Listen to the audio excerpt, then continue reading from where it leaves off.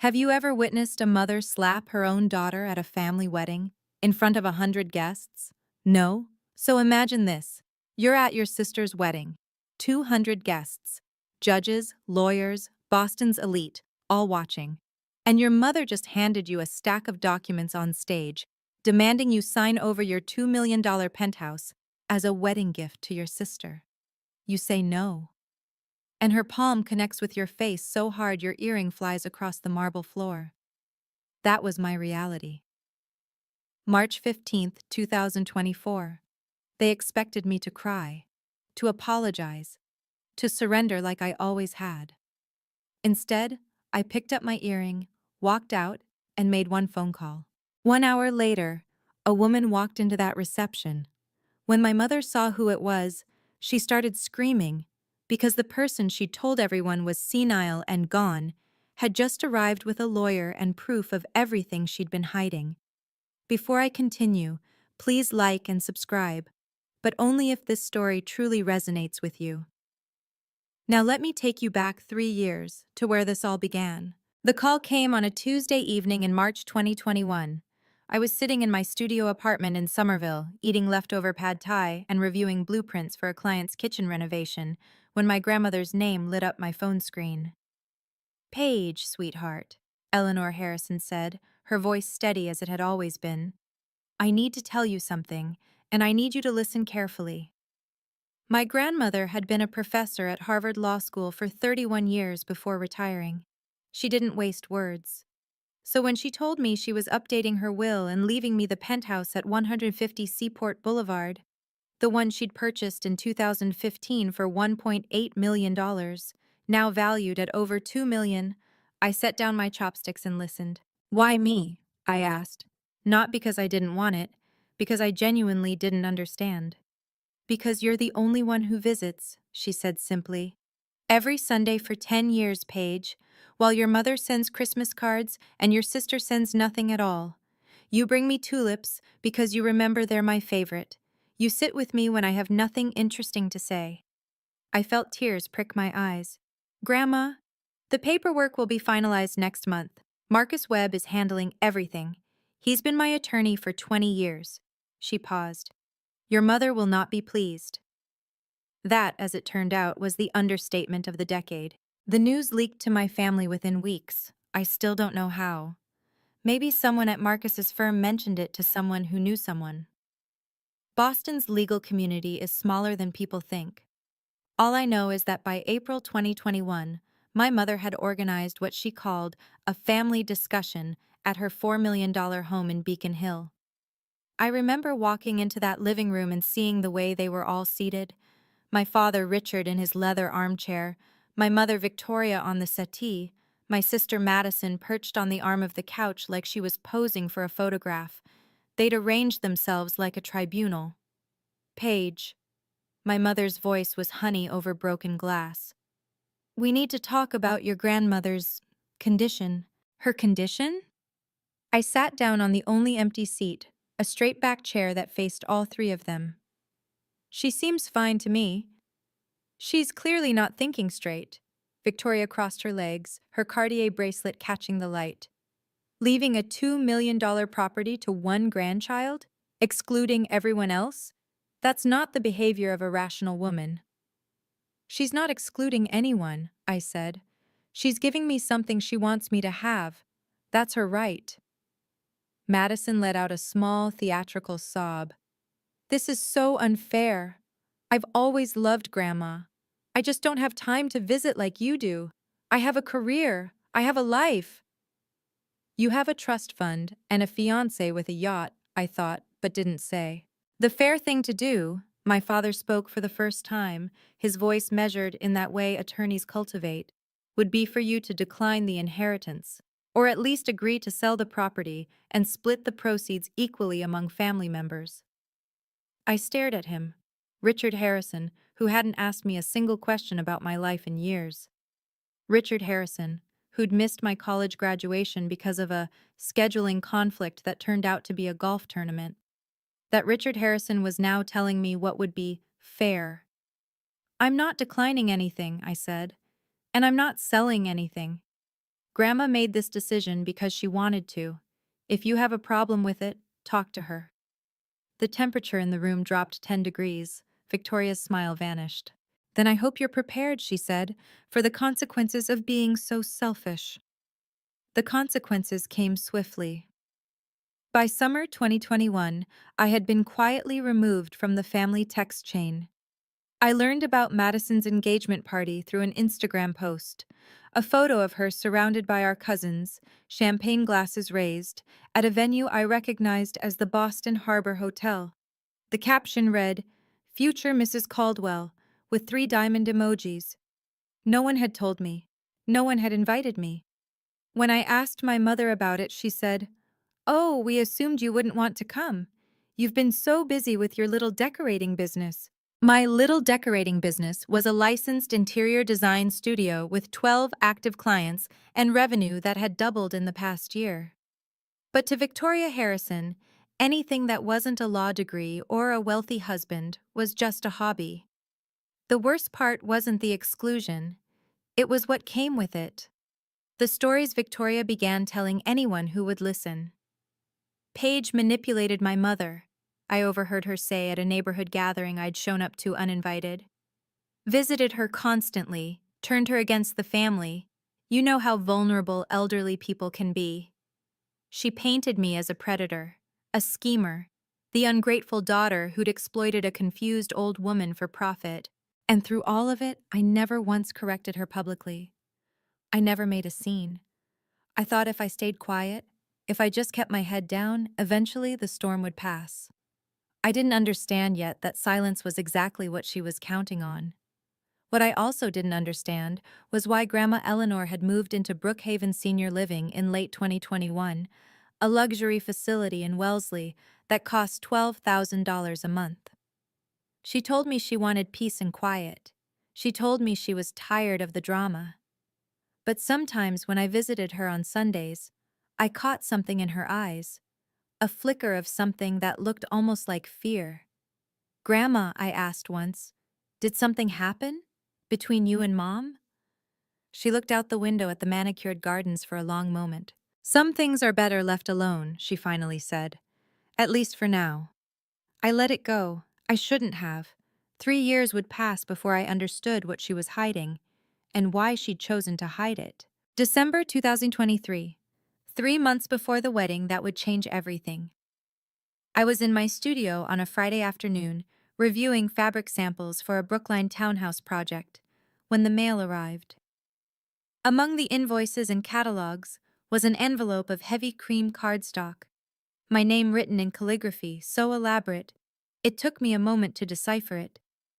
Inside was an invitation. Madison's wedding, March 15th, 2024. The Fairmont Copley Plaza. Black tie. For a full minute, I just stared at it. After 2 years of being treated like a ghost, no holidays, no birthdays, no casual texts, they were inviting me to the wedding? My phone rang that same evening. "Mother." "Paige, darling." Victoria's voice was warm, almost affectionate. I hadn't heard that tone since before the inheritance news broke. "Did you receive Madison's invitation?" "I did." "Wonderful. You know, this wedding is going to be such a beautiful opportunity for our family to heal, to move forward." She paused meaningfully. "To show everyone that the Harrisons are united." I waited. "I've been thinking," she continued, and there it was, the real reason for the call. This would be the perfect time to revisit our conversation about the penthouse. Madison and Tyler will need a place to live after the honeymoon, somewhere appropriate for a young couple starting their life together. I closed my eyes. Of course, the invitation wasn't an olive branch, it was bait. "Mom, the penthouse is mine. Grandma left it to me. That hasn't changed." "Nothing has to change, sweetheart. You could simply transfer the property as a wedding gift. Think of how generous that would look. Think of how proud Grandma would be to see you supporting your sister." The audacity of it took my breath away. Using my grandmother, the woman who had specifically chosen to give me that apartment, as an argument for why I should give it away.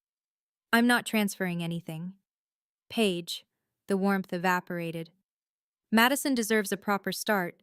She's marrying into the Caldwell family. Do you understand what that means? Tyler's father is a managing partner at Ropes and Gray.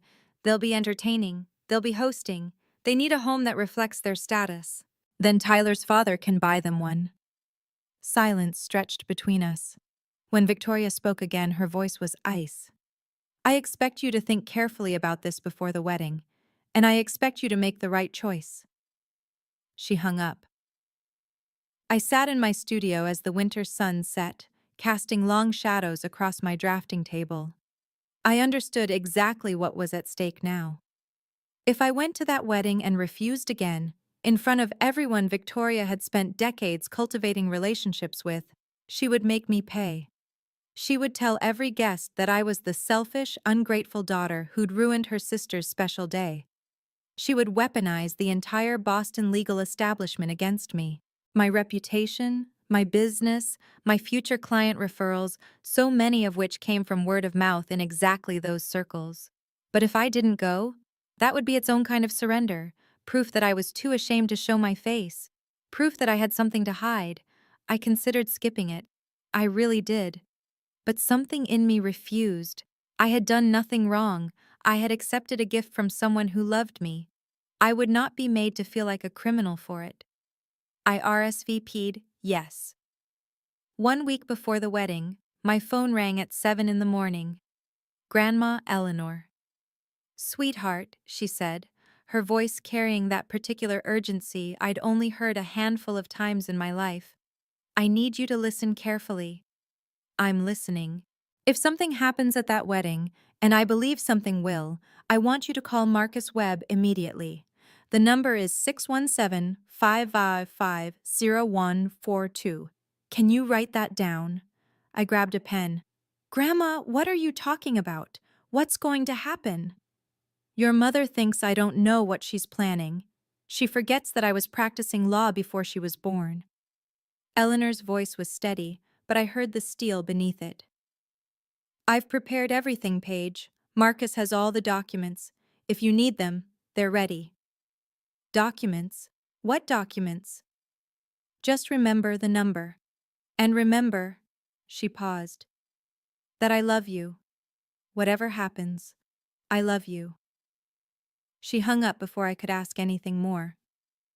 I saved Marcus Webb's number in my phone, not understanding why my hands were shaking. I wouldn't understand until I walked through the doors of the Fairmont Copley Plaza and saw what was waiting for me. March 15th, 2024, 5:00 p.m. The Fairmont Copley Plaza rose above Copley Square like a monument to old money and older traditions.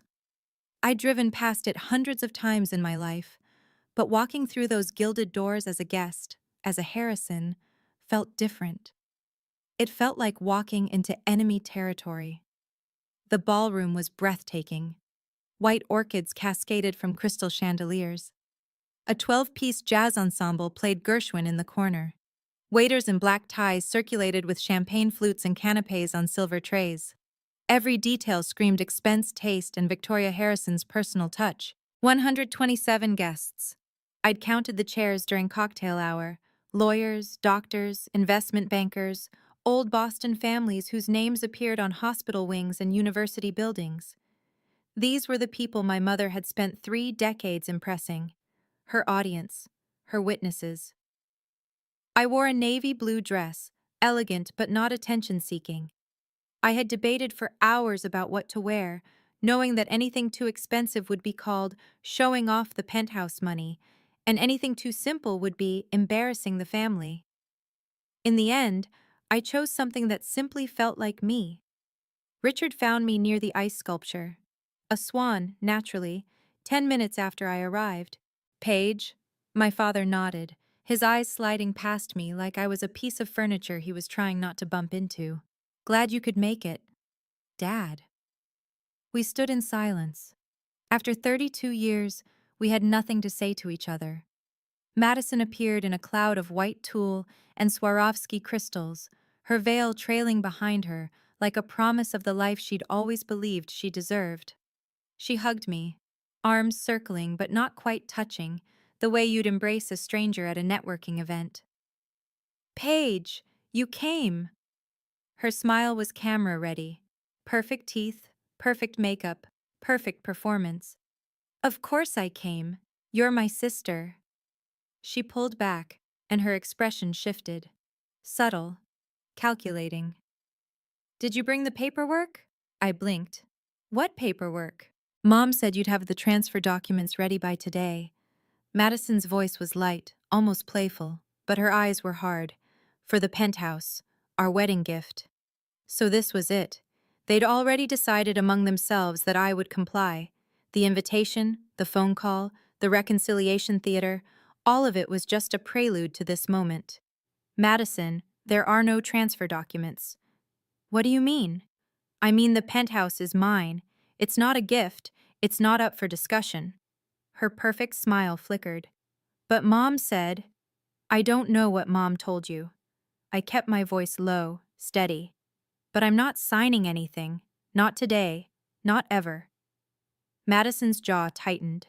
For a moment, she looked exactly like Victoria, the same flash of fury barely contained. You know, Tyler and I were planning to move in after the honeymoon. We already told the realtor we wouldn't need the condo in Back Bay. We already told everyone. You told everyone about an apartment that doesn't belong to you. It should belong to us. Her voice rose slightly. You don't even need it. You live in that little place in Somerville. You don't entertain. You don't have anyone to impress. What's the point of you having a $2 million penthouse? The point. What was the point of me having anything nice, anything valuable, anything that suggested I might matter as much as she did? I'd spent my whole life being asked that question in different ways.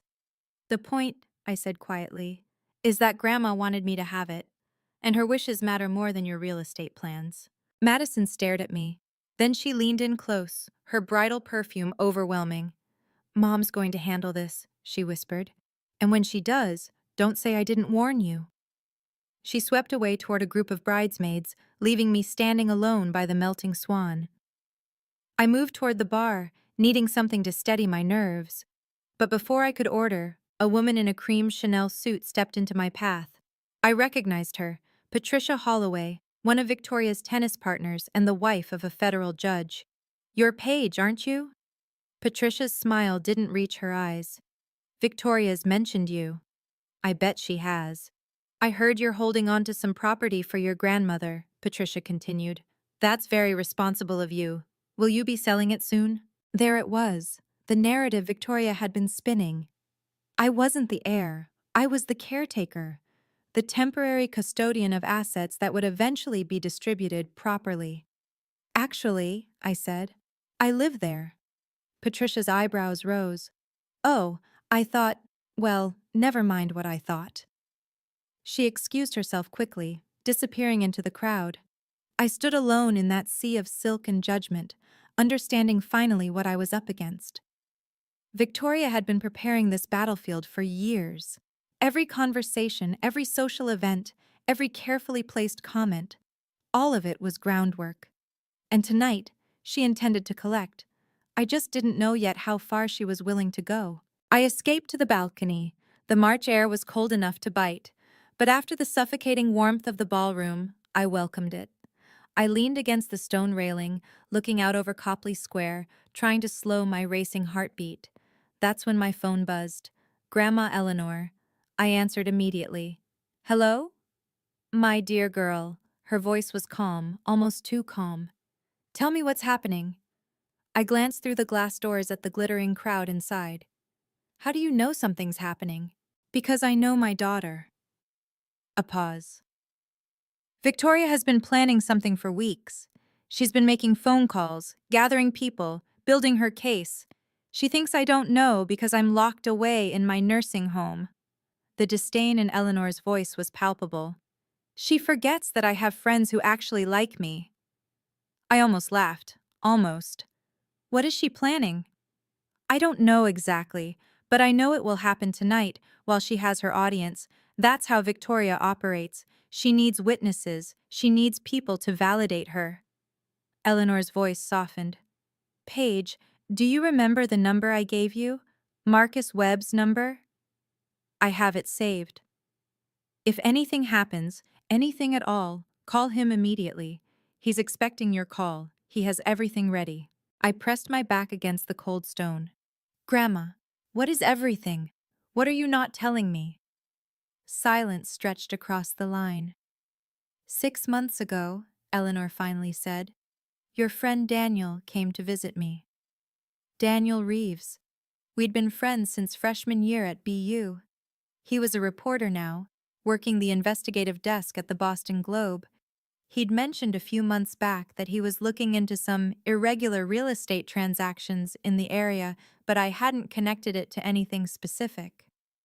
He came to visit you? Why? Because he found something strange, a property sale in 2020, a house in Cape Cod that belonged to me, a house I never sold.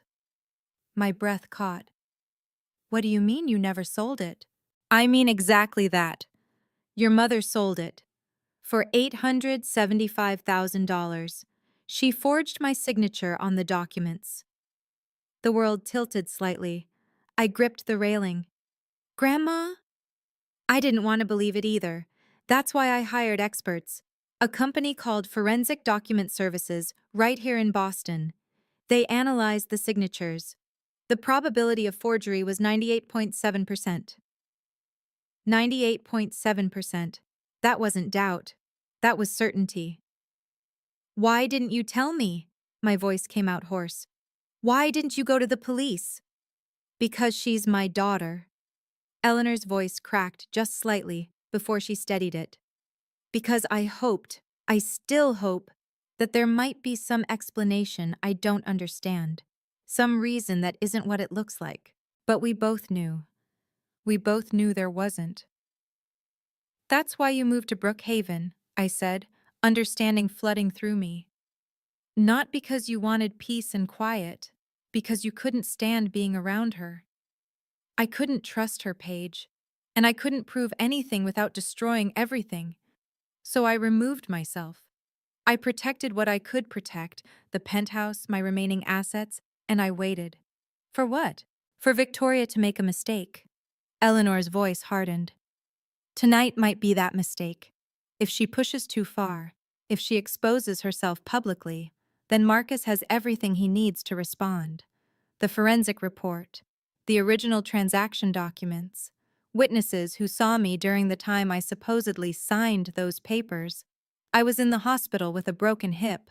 I couldn't have signed anything. I closed my eyes, absorbing the weight of it all. My mother hadn't just tried to manipulate me. She'd stolen from her own mother. She'd committed fraud. And she'd let Grandma Eleanor take the blame for not being rational when she'd changed her will. Paige! Eleanor's voice pulled me back. I'm not telling you this to make you hate your mother.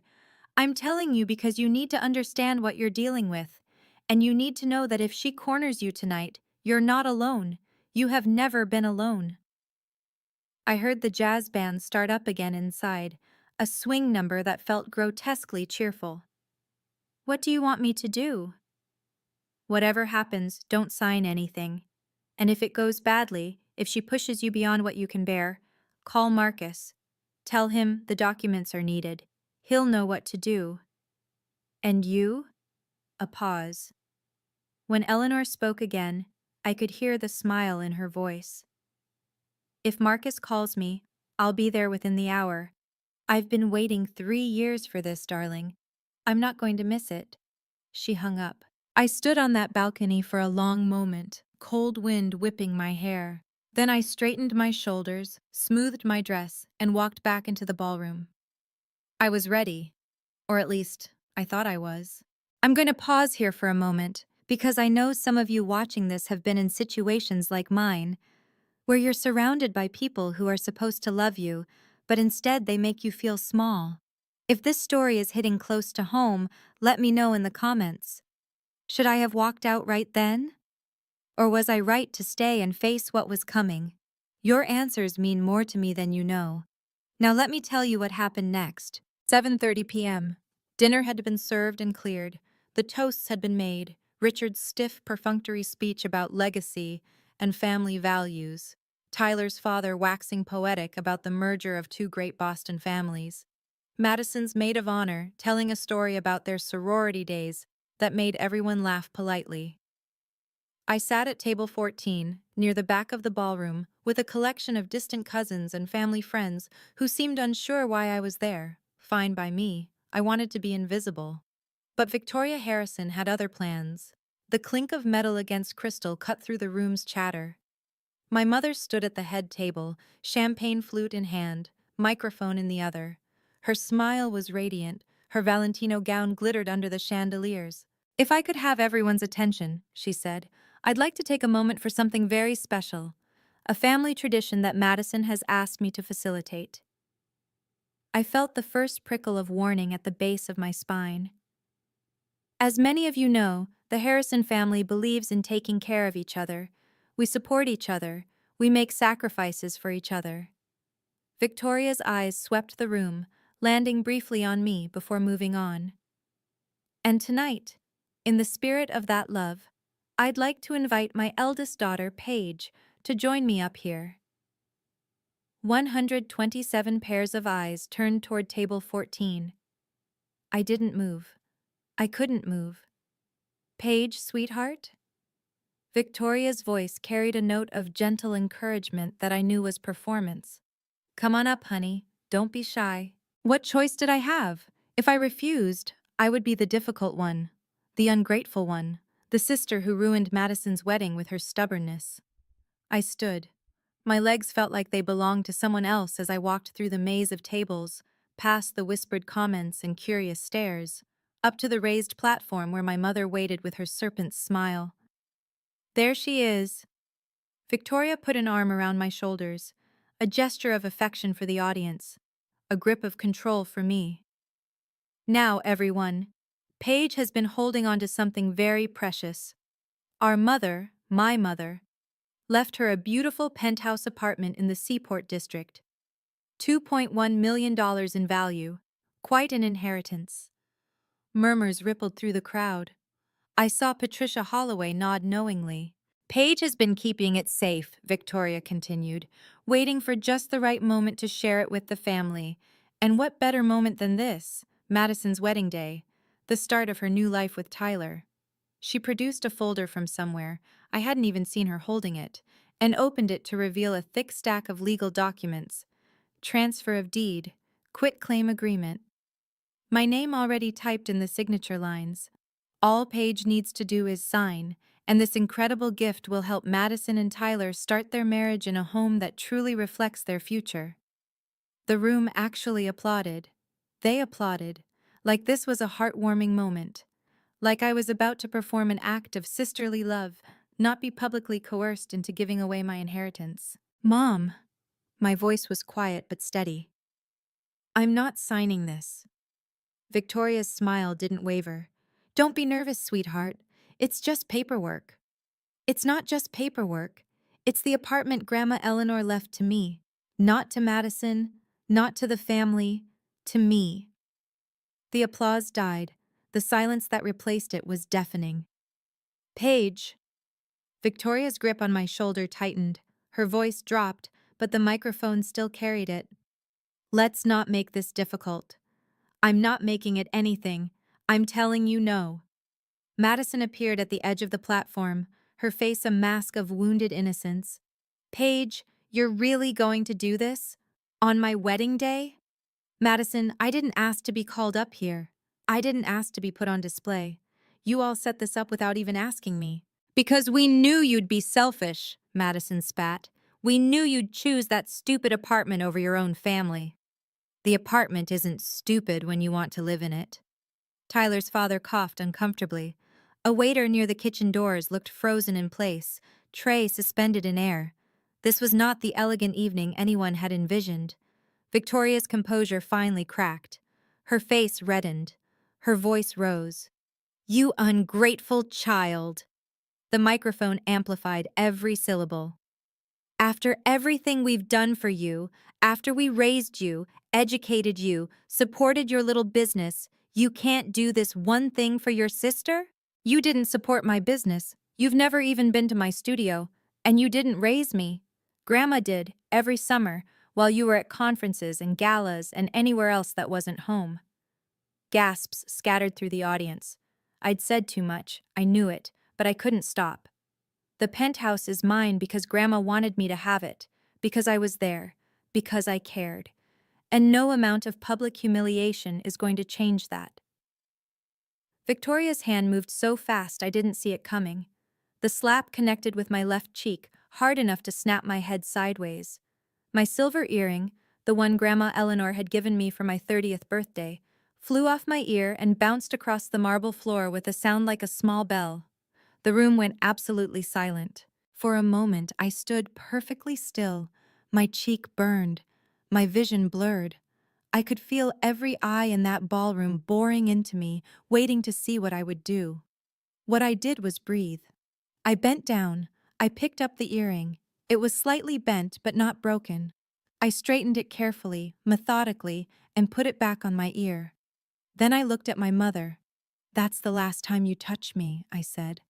My voice didn't shake. I was proud of that.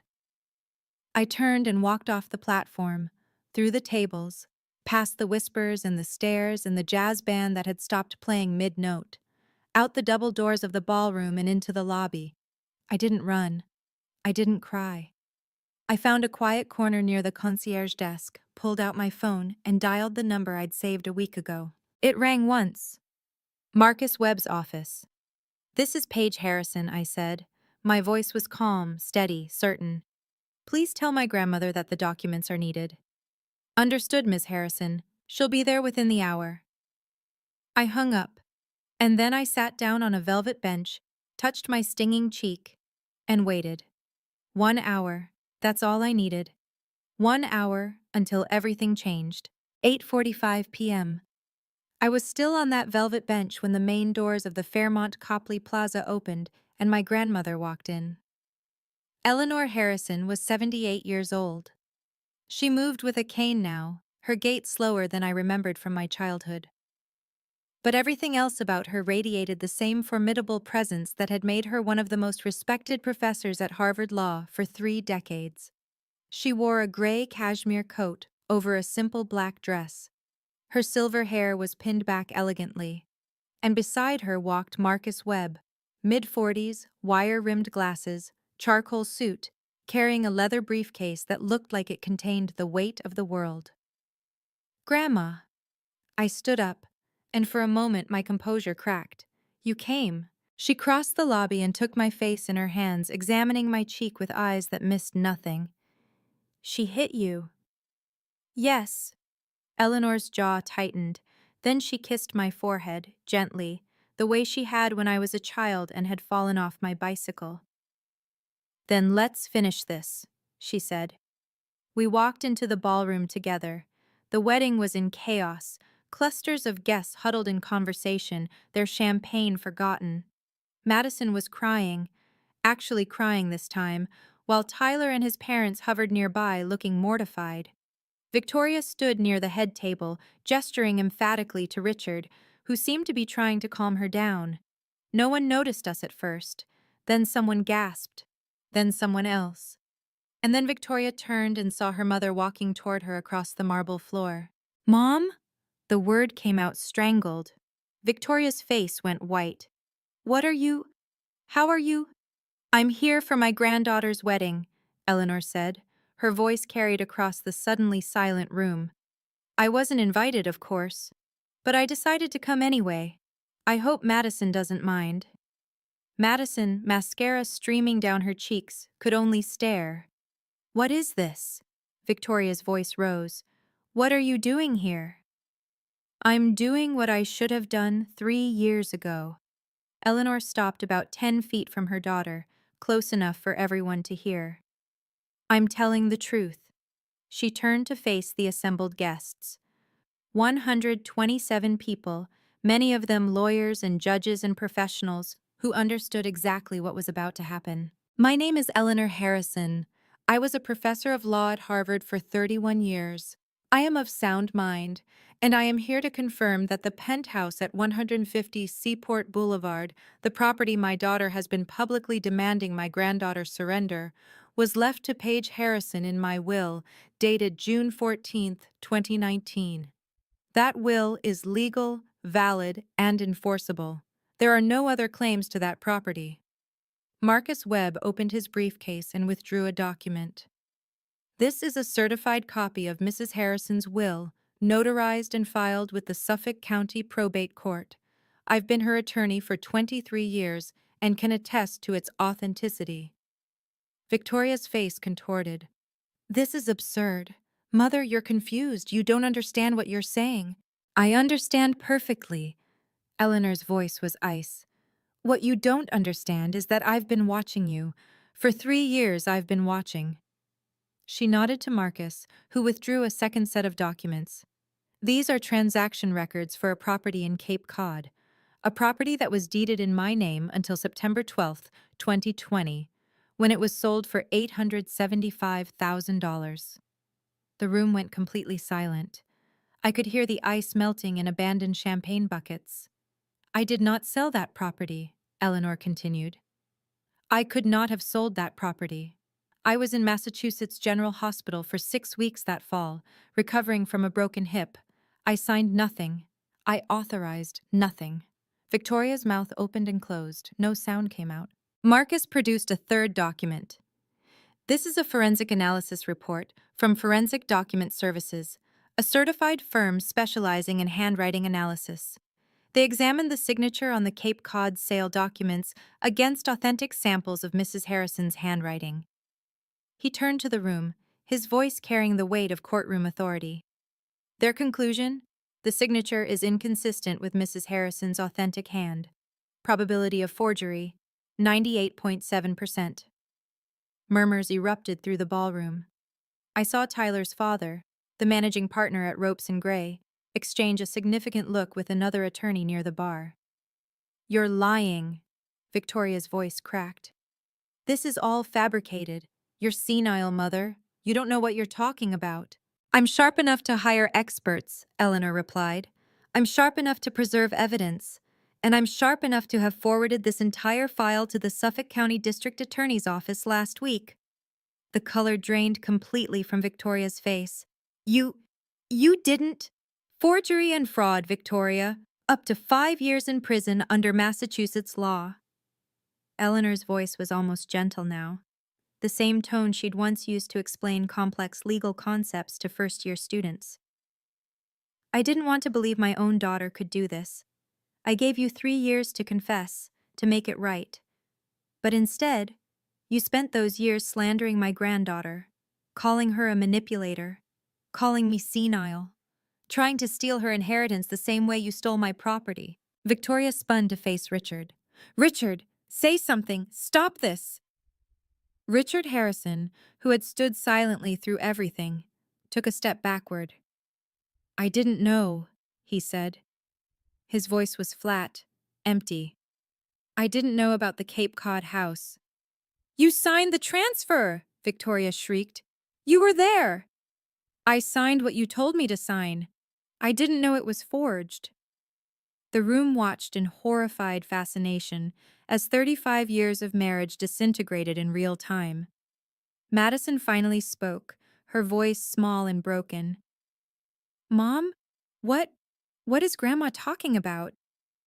Victoria didn't answer. She couldn't answer.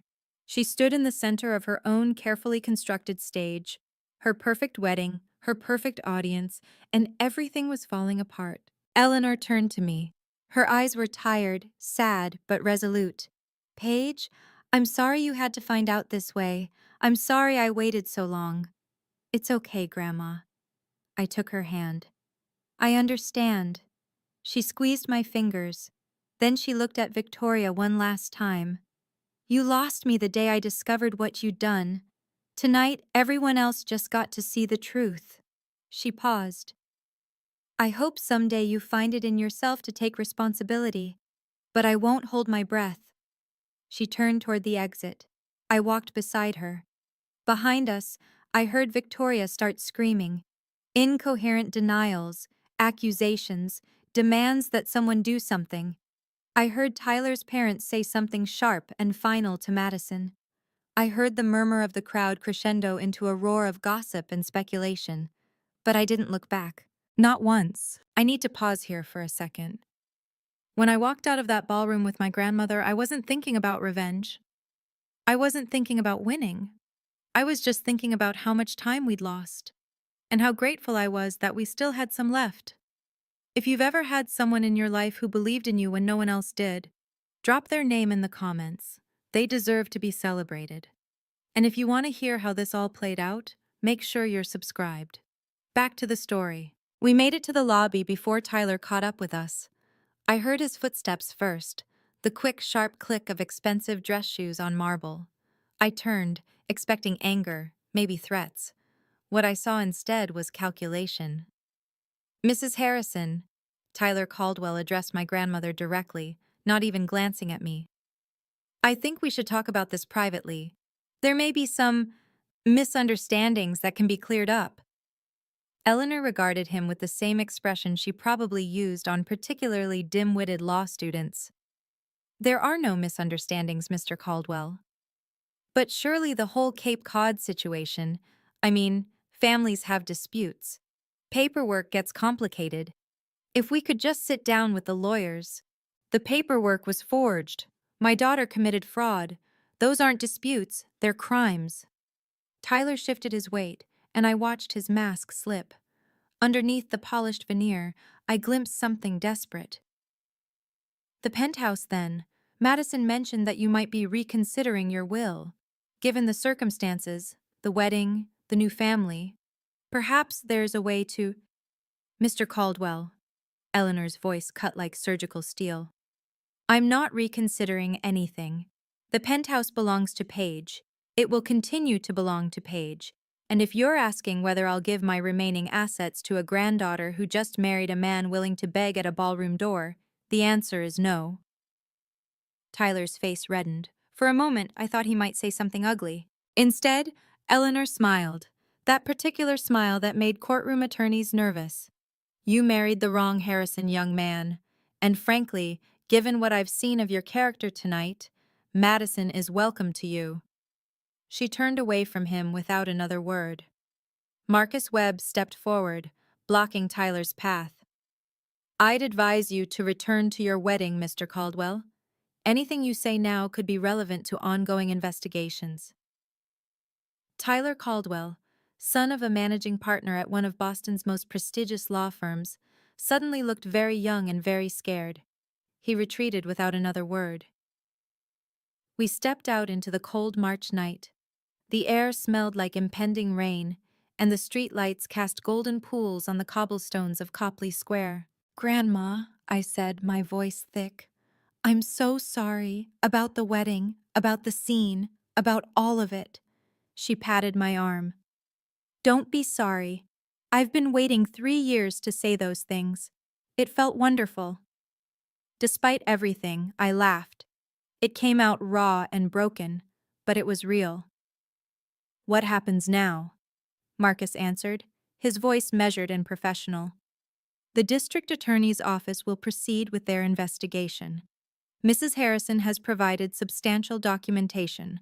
Whether charges are filed will depend on their review, but the evidence is compelling. And Victoria? Eleanor's face softened with something that might have been grief, or might have been relief. It was hard to tell. That's up to the courts now. I've done what I needed to do. The rest is out of my hands. I thought about my mother, still in that ballroom, surrounded by the people she'd spent her life trying to impress, watching everything she'd built crumble. Part of me felt a savage satisfaction, but a larger part just felt tired. I'm not doing this for revenge, I said, though I wasn't sure if I was telling them or myself. I'm not doing it to punish her. No, Eleanor agreed. You're doing it because some things can't be allowed to continue. Some lies can't be permitted to stand. She looked at me with those sharp, knowing eyes. There's no cruelty in telling the truth, Paige. There's only clarity. A town car pulled up to the curb. Marcus had arranged it while we were inside. I should get your grandmother back to Brookhaven, he said. It's been a long evening. Eleanor waved a dismissive hand. I'm not fragile, Marcus, but yes, I am tired. She turned to me.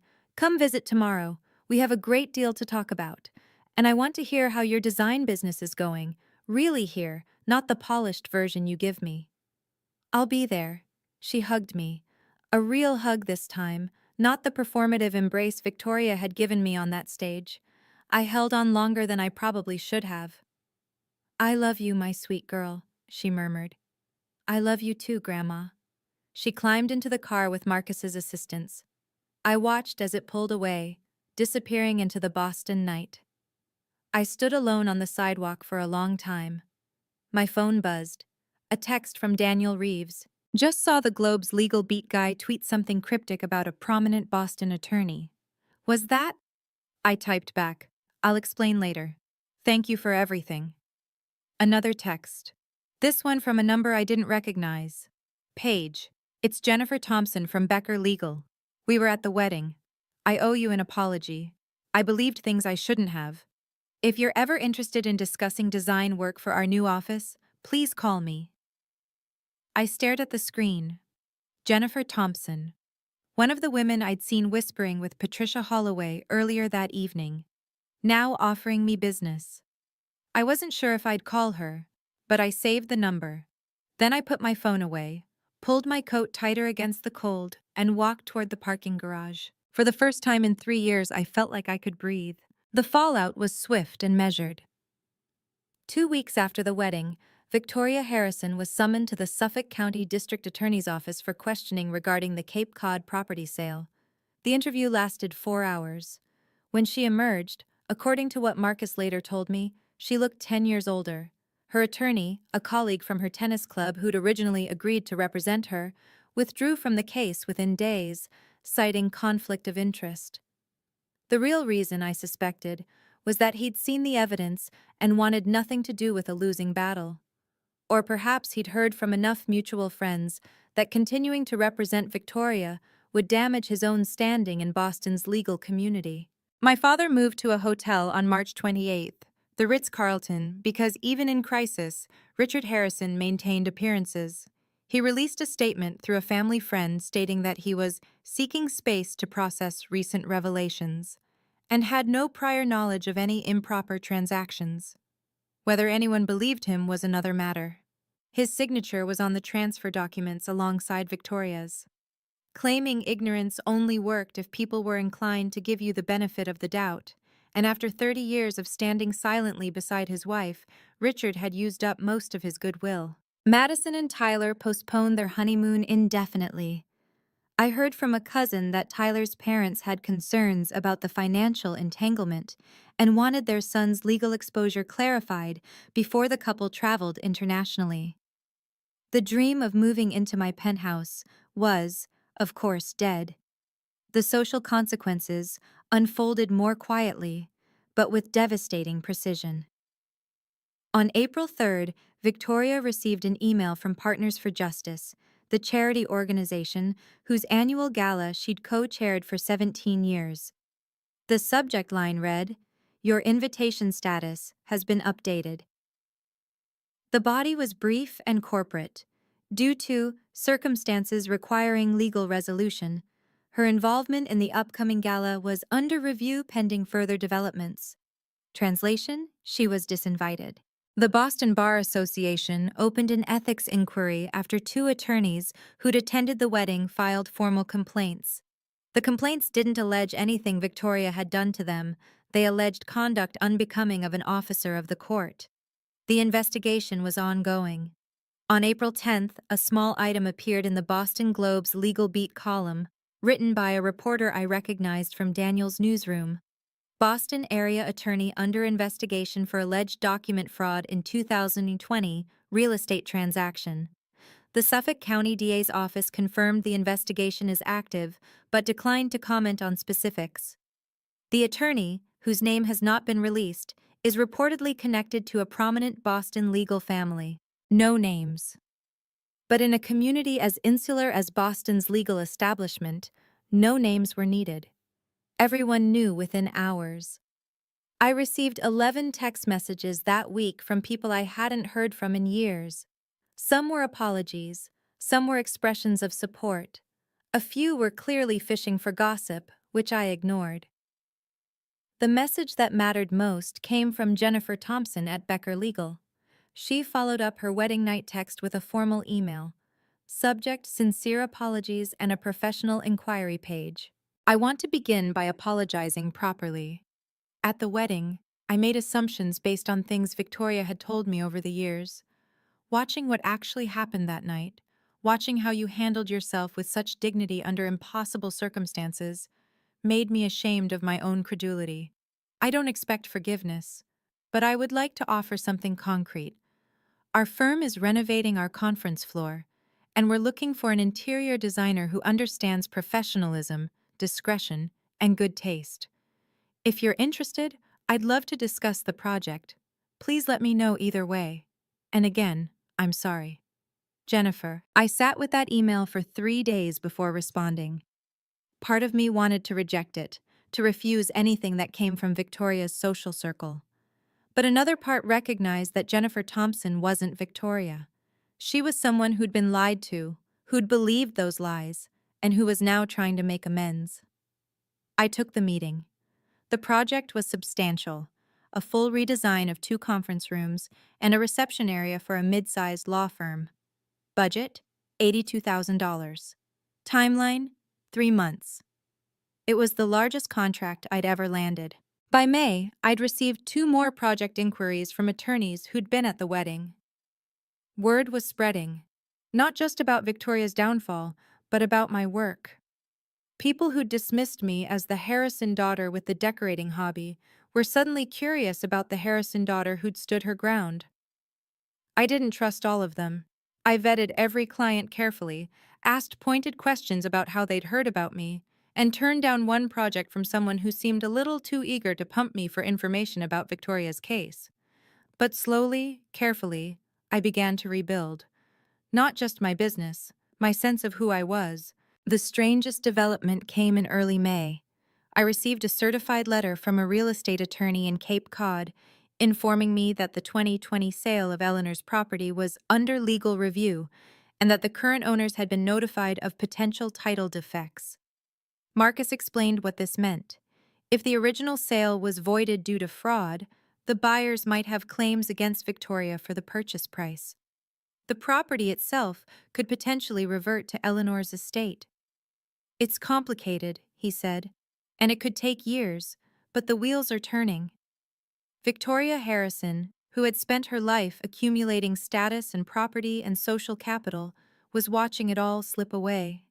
I won't pretend I didn't feel some satisfaction in that, but mostly I felt something closer to peace. Justice wasn't about revenge. It was about the world finally recognizing what was true. June 2024. 3 months after the wedding. I'm sitting on the balcony of my penthouse, watching the sun set over Boston Harbor. The sky is streaked with orange and pink, and the water reflects it all like scattered jewels. It's the kind of evening my grandmother always loved. Big skies, quiet moments, a glass of wine, and nowhere to be. She's here now, in fact. Eleanor comes every Sunday. I pick her up from Brookhaven in the morning, and we spend the day together. Sometimes we go to the Museum of Fine Arts. Sometimes we just sit here, on this balcony, and talk. Today, we've been talking about my father. He called me, I tell her. Yesterday. She raises an eyebrow. And? He wanted to explain, to tell me his side of things. I swirl my wine. He says he didn't know about the Cape Cod house. He says Victoria handled all the paperwork, and he just signed where she told him. Do you believe him? I think about it. Really think. I believe he didn't ask questions, I finally say. I believe he chose not to know. I believe he's been choosing not to know for 35 years about a lot of things. Eleanor nods slowly. And what did you tell him? I told him I needed time, that I wasn't ready to see him yet, that if he wanted a relationship with me, he'd have to earn it, not by explaining or apologizing, but by actually showing up, consistently, over time. She reaches over and squeezes my hand.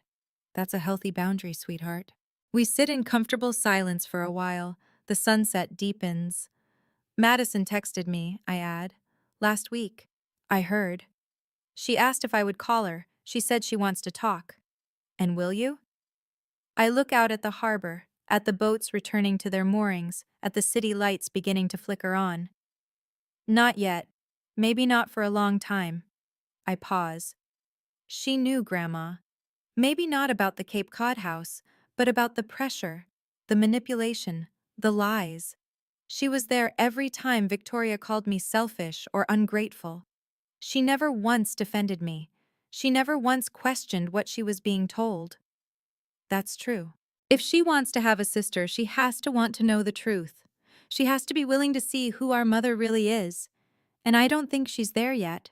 I don't think she wants to be there. I take a breath. So I'm not closing the door forever. But I'm not opening it until she's ready to walk through it honestly. Eleanor smiles. A small, proud smile. You've learned something important, Paige. Something I wish I'd learned at your age. What's that? That love without respect isn't love, it's just habit. She looks at me with those clear, knowing eyes. You deserve both. I started therapy in April. My therapist's name is Dr. Carolyn Mitchell, and she specializes in family systems and boundary setting. Every Tuesday at 4, I sit in her office in Cambridge and talk about things I spent 32 years avoiding. It's hard. Some weeks it's exhausting. But it's also the most important thing I've ever done for myself. There's something else, too. His name is Ben, and he's an architect I met at a design conference in May. He has kind eyes and a terrible sense of direction and absolutely no idea who the Harrisons of Beacon Hill are. He likes me, for my work, my laugh, my habit of talking to plants. It's new, it's slow, it's the first time I've let someone in without worrying about what they might think of my family. My grandmother finishes her wine and sets the glass down. You know, she says, I've been thinking about what I want my legacy to be. You've already given me a legacy, I say, gesturing at the penthouse around us. Not the property. She shakes her head. I mean the other thing. The thing that matters. I wait. I spent too many years keeping the peace, she says. Staying quiet to avoid conflict. Letting Victoria become who she became because confronting her was too painful. She looks at me steadily. I don't want that for you. I want you to speak the truth, even when it's hard. I want you to protect yourself, even when it feels selfish. I want you to know that being kind doesn't mean being silent. I feel tears prick my eyes. I'll remember. Good. She pats my hand. Now what's for dinner? All this emotion is making me hungry. I laugh, and the sound fills the evening air. This is my life now. A penthouse that's really mine. A grandmother who loves me. A business that's growing. Boundaries that are firm. A future I'm building myself. One honest choice at a time. If you're watching this, maybe you're in a situation where your family expects you to sacrifice yourself for their comfort. Maybe you've been told that setting limits is selfish. Maybe you're wondering if you're allowed to want more. You are. You're allowed. Being kind to yourself isn't the opposite of being kind to others. It's the foundation. Thank you for staying until the end. And if this story resonated with you, if it reminded you that you deserve respect, that your boundaries matter, that truth is worth telling, leave a comment. Tell me your story. I want to hear it. Take care of yourselves. Thank you so much for watching my story all the way through. If it helped you remember that you're worthy of respect, that saying no doesn't make you a bad person, then this was worth telling. Please hit that like button and subscribe if you want more stories about boundaries, family, and finding your way. Check the description for more videos like this one. And until next time, remember, protecting your peace is not a crime, it's a necessity. Take care, I'll see you soon.